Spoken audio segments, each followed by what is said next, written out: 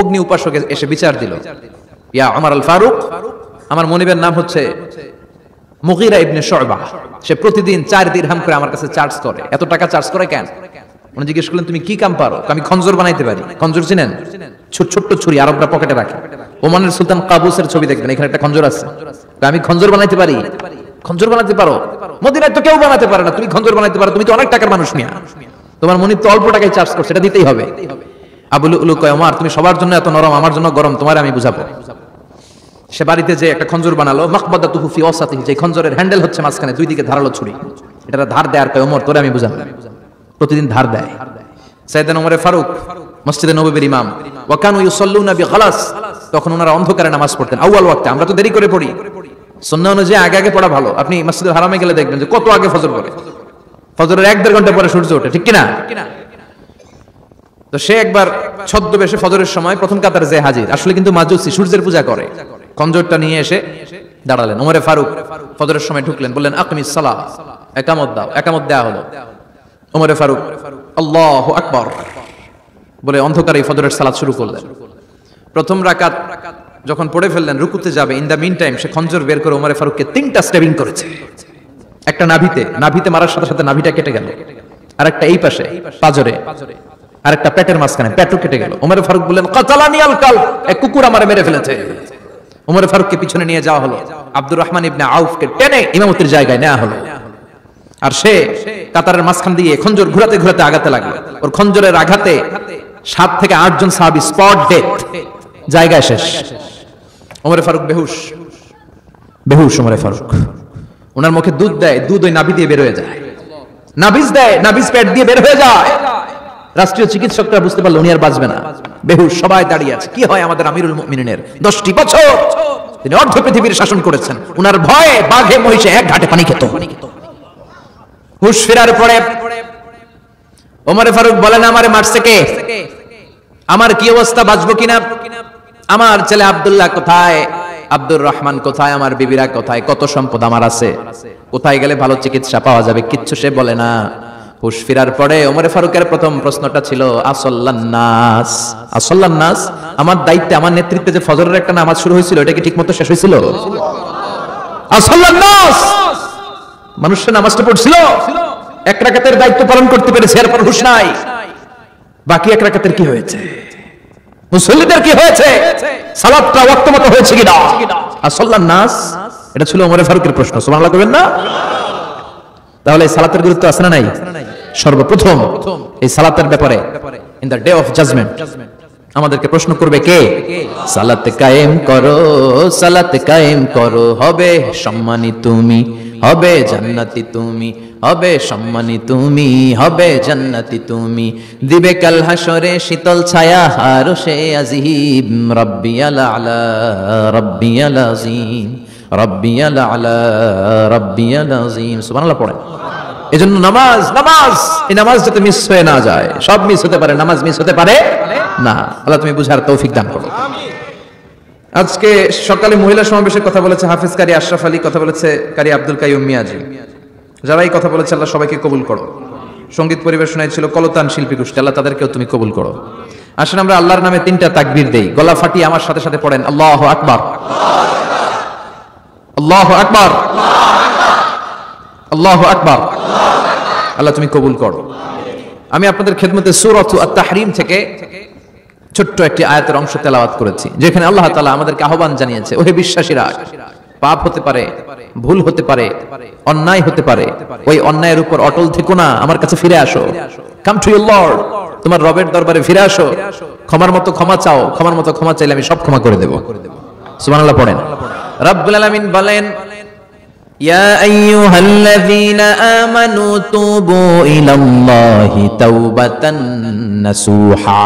ও বিশ্বাসীরা, ভুল করেছো, অন্যায় করেছো, পাপ করেছো, জুলুম করেছো, আমার কাছে ফিরে আসো, ক্ষমা চাও। ক্ষমার মতো ক্ষমা চাইলে সব গুনাহ মাফ করে দিতে পারে কে? পাপ নাই, গুনাহ করি না, এরকম কেউ আছে? কথা বলেন। কত পাপ করছি, কোন হিসাব আছে? পৃথিবীর কেউ না জানলেও জানে কে? পৃথিবী না জানুক আমি তো জানি, আমি কি পাপ করেছি হায়। আমার পাপের করলে বিচার, বাঁচার আমার নাই উপায়, দয়াময় প্রভু মাফ করো আমায়,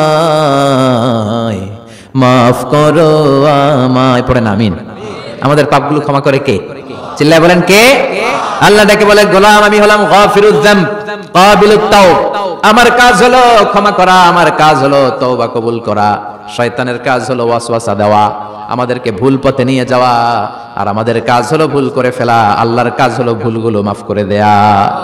আল্লাহ ডেকে বলে, গোলাম তোরা যদি ভুল না করতি, তোরা যদি পাপ না করতি, তোরা যদি অন্যায় না করতি, তোদেরকে ধ্বংস করে দিয়ে এমন একটা জাতি আমি এই দুনিয়ার বুকে তৈরি করতাম যারা সকালবেলা ভুল করে দুপুরে মাফ চাইতো, দুপুরে ভুল করে রাত্রে মাফ চাইতো, আজকে ভুল করে আগামীকাল মাফ চাইতো, আর আমি আল্লাহ গুনাহগুলো তাদের সব ক্ষমা করে দিতাম। ক্ষমা করে দিতে আল্লাহর বড় ভালো লাগে। বান্দা আল্লাহর কাছে বারবার চাক, চোখের পানি ছাড়ুক, এটা আল্লাহ পছন্দ করে। চোখের পানির যে কত পাওয়ার আপনি কল্পনাই করতে পারবেন না। অনুশোচনার চোখের পানি চোখ বেয়ে নাকের ডগা পেয়ে জমিনে পড়ার আগেই আল্লাহ এই বান্দারে মাফ করে দেয়। বিশ্বনবী ডেকে বলে, ও আমার উম্মতেরা শোনো, আল্লাহর কাছে দুনিয়ার মানুষদের দুই ফোঁটা পানি সবচেয়ে প্রিয়।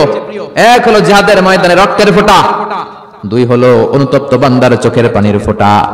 কত ভুল আপনি করেছেন, কত অন্যায় আপনি করেছেন, কত পাপ আপনার হয়েছে, কত মিথ্যা আপনি বলেছেন, কয় ওয়াক্ত নামাজ ছেড়েছেন, কয় লাখ টাকা ঘুষ খেয়েছেন, কত যৌতুক আপনি খেয়েছেন, কত মিথ্যা আপনি বলেছেন।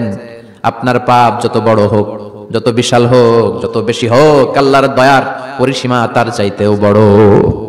আপনার পাপ, আপনার অন্যায়, আপনার জুলুমগুলো যদি হয় খালের পানির সমান, বিলের পানির সমান, আল্লাহর দয়া সাগরের পানির সমান। আপনার পাপ যদি হয় সাগরের পানির সমান, আল্লাহর দয়া মহাসাগরের পানির সমান। আপনার পাপ আর অন্যায় যদি হয় পাহাড়ের সমান, আল্লাহর দয়া আকাশের সমান। আপনার পাপ যদি হয় আকাশের সমান, আল্লাহর দয়া আরশের সমান। এজন্য আল্লাহ বললেন, ইয়া আইয়ুহাল্লাযীনা আমানু তুবু ইলাল্লাহি তাওবাতান নাসুহা। ও আমার গোলাম, তুই তোর নিজেরে যত বেশি ভালোবাসিস তার চেয়েও আমি তোরে বেশি ভালোবাসি। তোর বাবা মা তোরে যত বেশি ভালোবাসে তার চেয়েও আমাদেরকে বেশি ভালোবাসে কে? আল্লাহ বললেন, ভালোবাসারে তৈরি করার পরে আমি 100 টুকরা করলাম। চিল্লায় বলেন কয় টুকরা? 99 টুকরা ভালোবাসা আমি আল্লাহ নিজের মধ্যে রেখে দিলাম। 1 টুকরা ভালোবাসা গোটা বিশ্বের সবার মধ্যে আমি ভাগ করে দিলাম। 1 টুকরা ভালোবাসা পেয়ে আমাদের অবস্থা দেখছেন? আল্লাহ যদি 1 টুকরা না দিয়ে আমাদের 30 টুকরা দিত, কথা কন, 1 টুকরা না দিয়ে 80 টুকরা দিলে কি হইতো? কথা কয় না। 14 ফেব্রুয়ারি কবে? আজকে কত ফেব্রুয়ারি? আর কয়দিন? কথা কন। বিশ্ব ভালোবাসা, বিশ্ব নিয়ে। এজন্য আল্লাহ ডেকে বললেন, গোলাম আমি যে তোদের কত ভালোবাসি তোর ধারণা নাই। চোখের পানি ছাড়, গুনার কথা স্মরণ কর, তওবা কর। তওবার মতো তওবা করলে সব গুনাহ মাফ করে দিতে পারে কে? বিশ্বনবী বলে, আমার কোনো গুনাহ নাই, তারপরেও প্রতিদিন 70 বারেরও বেশি আমি তওবা করি। আল্লাহে ইন্নী আস্তাগফিরুল্লাহ ওয়া আতুবু ইলাইহি আকসার মিন 70 মাররা। Could you imagine that? কল্পনা করছেন কোনদিন যে নবীর গুনাহ নাই, ওই নবী তওবা করে প্রতিদিন 70 বার, আকসার 70 বারেরও বেশি। আমার পড়া দরকার কয়বার? আপনার পড়া দরকার কয়বার? বিশ্বনবী 70 বারের বেশি বলে আমাদের পড়া দরকার কয়বার? আর আমরা প্রতিদিন পড়ি কয়বার? কথা কন। আমাদের ভুল হবে, ভুল হতে সমস্যা নাই, ভুল হয় মানুষের স্বভাব, কিন্তু ভুল হওয়ার পরে ভুলের উপর অটল থাকা যাবে না। শয়তান আর মানুষের মধ্যে এই মৌলিক পার্থক্য। শয়তান ভুল করে ভুলের উপরে আছে, ঠিক কি না?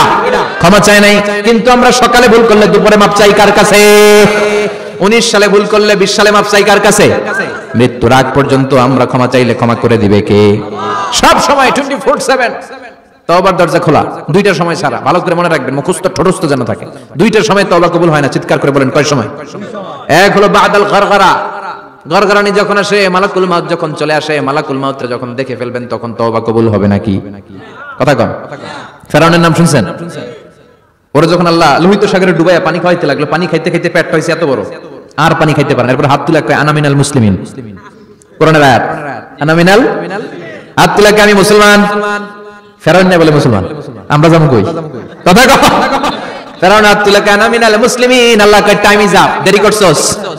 অনেক সময় দিলাম, অনেক সুস্থ রেখেছি, ক্ষমতা দিয়েছি, দাপট দিয়েছি, তখন যদি ঘাটটা নত করে, মাথাটা নত করে একবার ক্ষমা চাইতি, ফেরাউন তোরেও ক্ষমা করে দিতাম। কিন্তু সময় শেষ হওয়ার পরে আমি মুসলমানদের অন্তর্ভুক্ত বললে কোনো লাভ হবে নাকি? আল্লাহ বলল সময় নাই, সময় শেষ।